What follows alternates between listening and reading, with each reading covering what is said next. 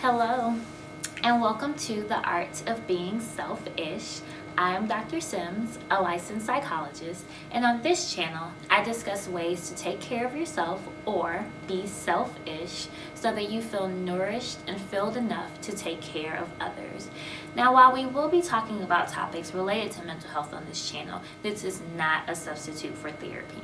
So, I'm really excited about today's episode because it is the start of a series honoring Mother's Day that we are going to be doing for the whole month of May. The journey to motherhood, fertility, faith, parenting, and pregnancy. I'm really excited to be talking about this topic because I think that a lot of times we don't have enough conversations around fertility issues. We don't really have a lot of conversations around pregnancy, and there's just a lot of things that Black women don't necessarily talk about as it relates to the journey to motherhood and going through the process of being a mother. And so I really just want us to have that conversation. I'm going to have guests on talking about this stuff. I really want to bring people onto this show who are normal, everyday women, not celebrities, not someone who have a lot of fame behind their names, just people who you can actually relate to because you are going through similar struggles, and they can kind of talk about what their process is and has been so that you can get some tips and some tricks for them. So I'm really excited. For today, we are going to be talking about fertility issues. We have a fellow YouTuber coming on to the show, Brittney. Her YouTube channel is BellBelleBella, and I will be putting links to that in the description. And so we're really looking forward to having a conversation with her. So let's get started.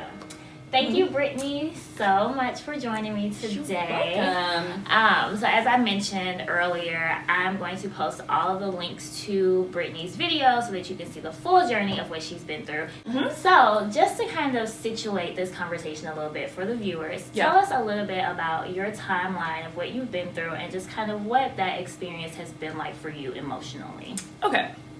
Ooh, that's a long time. So we're going to go back to October 2016 is when I came off birth control, and like a lot of women, you're on it, you get prescribed it as a teenager, maybe not even for sexually active reasons. I got on it when I was 17, and I stayed on it until I was almost 27 in 2016. So I got off of it. Everyone said,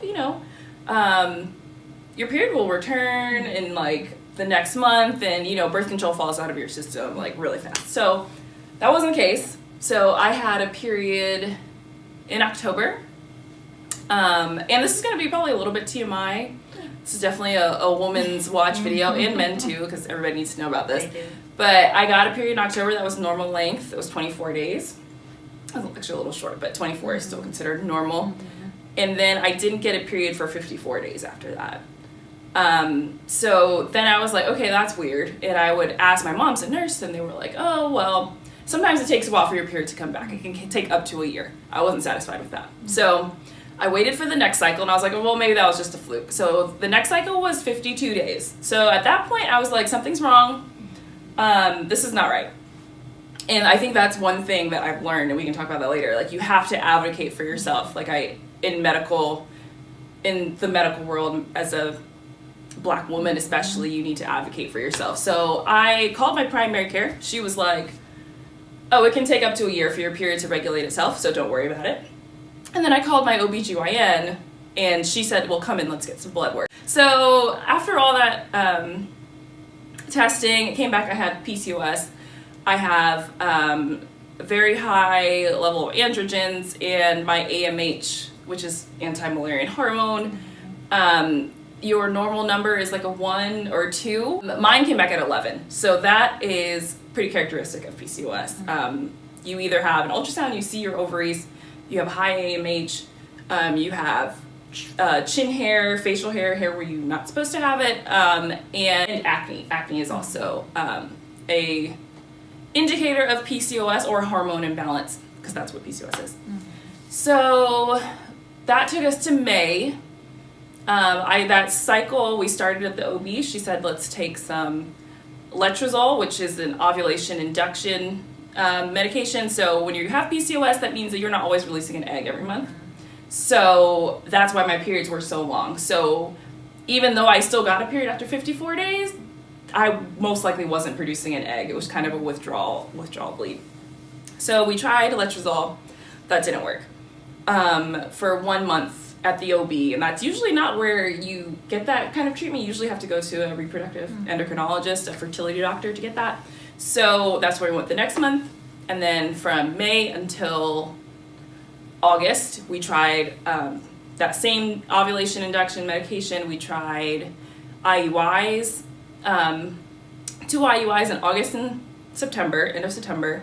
Those were unsuccessful. And we just needed to take a break. So up to October, we had a really bad experience at our previous clinic, which I'll get into that later. So that was October 2017. We took a break. So October to January, I found a clinic. I started researching the bad experience. I'm just gonna glance over it really fast. We felt like a number at our previous fertility clinic, so we decided to switch. And I did a lot of research, and I found a Black woman doctor here in Atlanta who specializes in infertility. And there are 3 that I know of in the general area, so that's really exciting. I know a lot of places there's none. So we found her. We had a consult with her on January 30th of this year, and that same weekend I found out I was pregnant. January 30th was or 31st was like a Tuesday or Wednesday, and I found out that Sunday that I was pregnant. So we were able to go back and have her test us, and we got our beta numbers, and beta is what they test to make sure that you're actually pregnant. We got those done at that clinic, and I really thank God that we had found her when we did, because had we waited like a week before, I would have had to go back to my OB. And my OB, who has been completely unaware of what has been going on as far as the infertility. So she's one of our angels, the doctor that we currently see. So we really had nothing to go off of. During this time, in between the break, my periods had become more regular. I started taking a lot of supplements. I lost like 10 pounds, and PCOS, even if you're not overweight, sometimes that can help. And yeah, I was eating a lot better. So that's what we were doing in the 3 months leading up to this appointment, because we went to this appointment thinking, okay, it's time for IVF. Like, we were ready to start it this year. So then found out I was pregnant. We got those first betas back, and betas are supposed to double every 48 to 72 hours. And my first number was a little on the low side, but it was fine because we had no idea when I ovulated. So yeah, even though my period was like a 26-day cycle, I still don't know, because PCOS it's a hormone imbalance. So we were taking blood, everything looked good, everything checked out, so we were good for like 1 week. And then we had to wait 3 weeks in between getting a first ultrasound, and that wait is really annoying. And usually people who don't go through infertility, they don't see their doctor to get an ultrasound until you're almost 3 months pregnant at the time. Yeah, so fertility treatment, you're monitored a lot more closely, so they can basically see what's going on as it happens. So that first ultrasound, we got there and they saw the gestational sac, just like a circle on the ultrasound. So like, okay, that's good. And I think at that time I was supposed to have been around 6 weeks pregnant, but nobody could accurately date it because they didn't know when I last ovulated. So they're like, okay, there's just a sac this week, so that's good. We think that the sac is measuring like a week behind where you should be based on your period, but that's not to be worried about. So then we go back in a week. We still see a sac, but now there's a yolk sac, which is usually where the baby ends up being. We didn't see the baby then, we saw a yolk sac, so we saw progress coming back again. So then she wanted to wait 2 weeks, I think, after that. So we came in, and it was just a lot of waiting. Like, honestly, it was like, we don't know which way it's gonna go, so we're waiting, we're here, we're still, going. I still had like pregnancy symptoms. I wasn't like nauseous, I wasn't throwing up. I was nauseous, I wasn't throwing up. I had food aversions, my sense of smell was crazy, your body changes, your boobs get bigger, like all of that was happening. And then 2 weeks from that last ultrasound, we came back and they saw the baby, they saw a heartbeat, but that's when they started to mention partial molar. My story is a little weird around that. You can go check those videos out on my channel if you want to learn more, but the doctor and the ultrasound tech kind of sat me down and the heartbeat was a little slow. So it should have been over 100 at that time. I was almost 8 weeks. I should have been almost 8 weeks, should have been around 100 or in the hundreds. and it was at 96. So that was concerning, but not really, because nobody really knew how far along I was. But then the doctor came and saw me, and she starts talking all this stuff about partial molar pregnancies, and I don't like how this looks, and it was just a lot. So what ended up happening was, like, she was explaining to me, and she was telling me, like, how bad this can potentially be, and I was just kind of in shock. I was just sitting there like, seriously, like, we've been waiting all these weeks, and it's weird, and we can talk about, like, I guess emotions, like, separate from the story. I just want to get this story out.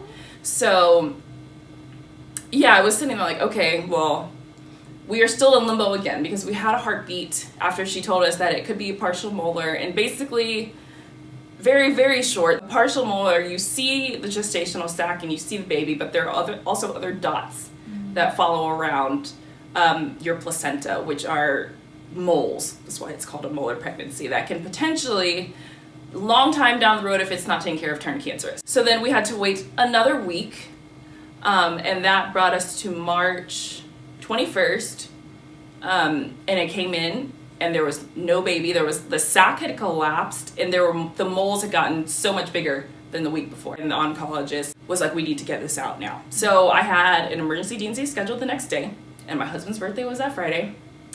So it was a lot happening that it was just a lot for anybody at any time, at any point in life.